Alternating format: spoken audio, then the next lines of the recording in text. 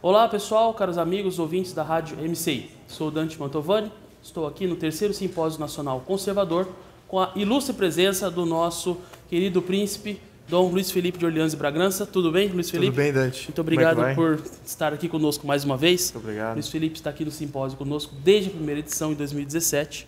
Ano passado veio já como candidato, a deputado federal, e agora como deputado federal pelo PSL, integrando a base do presidente Bolsonaro. Luiz Felipe falará aqui no simpósio, ele falará daqui a pouco para nós um pouco sobre o que ele vai falar no nosso simpósio. Hoje, daqui a pouco, inclusive, a participação dele, E também vamos conversar sobre um assunto muito importante aqui, que é a questão do projeto que ele tem, que eu nem sei se ele pode falar muito disso, mas eu vou perguntar para ele aqui, e vamos ver, vamos auferir, de elaboração de uma nova Constituição para o Brasil. Então, Luiz Felipe, muito obrigado mais uma vez. Como será a sua participação, então, no simpósio? Olha, aqui os temas tem a ver a monarquia, tem a ver um pouquinho de história. Então, nós vamos dar aqui um contexto de como é que era a questão econômica durante o período imperial e fazer um comparativo, Eu sempre trago mais ao tema do que somente isso. Fazer um comparativo entre o Brasil e os outros países e também o Brasil naquilo que a gente tem que ser no século XXI. Então, acho que eu espero trazer isso à tona aqui nessa palestra. Excelente, com certeza vai conseguir.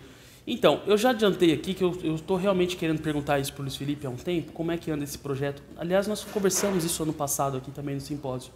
O Luiz Felipe é um cientista político de peso, um grande estudioso, tem doutorado na área, e ele tem justamente um estudo sobre a possibilidade de uma nova Constituição. Então eu queria perguntar para ele isso porque todos os problemas institucionais que os próprios brasileiros hoje reclamam, esse problema do STF, ativismo judicial, um Congresso Nacional que tem muito mais poder do que o presidente da República, então o pessoal fica insatisfeito com o presidente não pode fazer nada, está de mãos atadas, porque o poder está no Congresso. Então a única forma de resolver isso é através de uma nova Constituição. Estou errado? Não, está muito certo. O que acontece é que, vamos entender aqui a questão de poder, competência e poder. O que acontece na nossa organização política é que muito poder é concentrado, é centralizado em Brasília. Então, com essa centralização, todos os atores de Brasília, eles têm mais poder, um poder descomunal em cima de todos os brasileiros do que as localidades individualmente como entidade coletiva. Então você imagina que 11 ministros do STF têm mais poder do que todos os juízes do conjunto da federação. Então, neste contexto, a gente precisa começar a fazer uma série de avaliações. E isso eu estou falando só do Poder Judiciário. Existe o mesmo problema do Poder Legislativo. Eu, como deputado federal, posso fazer uma lei e atropelar leis estaduais. Porque nós, como Congresso Federal, nós somos soberanos acima de toda. Então temos que entender se esse jogo é um jogo positivo, essa centralização, se ela é positiva ou não. Eu argumento sempre que não.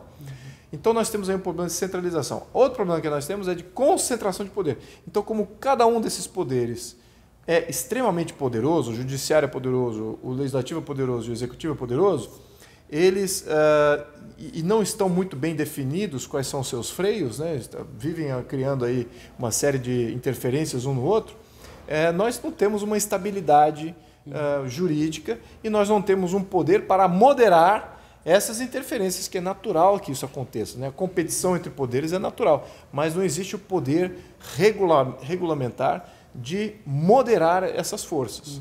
Então, o que acontece? Você tem atropelo do judiciário quando o legislativo está com a moral baixa, atropelo do executivo quando os outros dois poderes estão com a moral baixa. Então, enfim, cada um fica interferindo no poder do outro. Não existe assim balizas sistêmicas para limitar isso de uma maneira muito efetiva. Um poder moderador não existe, não está regulamentado. Aliás, ele sempre existe. Aí é que está a grande sacada. Ele sempre existe. Só que não está regulamentado quem o faça. Às vezes é a população, às vezes o Ministério Público, às vezes a Polícia Federal, às vezes a imprensa, às vezes é os juízes. Então, esse poder moderador ele precisa ser regulamentado. Não está, então nós temos aí essa instabilidade que é constante no nosso modelo presidencialista. Então, essa que é a grande, eu diria que é o problema sistêmico que você só corrige com uma nova Constituição.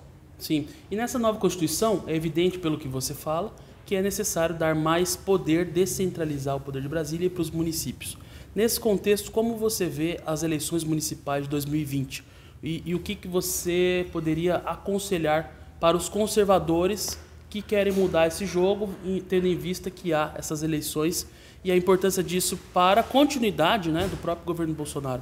Então, de um ponto de vista de modelo, é muito importante, eu acho que o Poder Executivo hoje, como nunca, você tem o Guedes e o próprio Jair Bolsonaro, vários deputados, estão defendendo a descentralização, mais poder nos municípios. A gente escuta isso bastante lá no Congresso.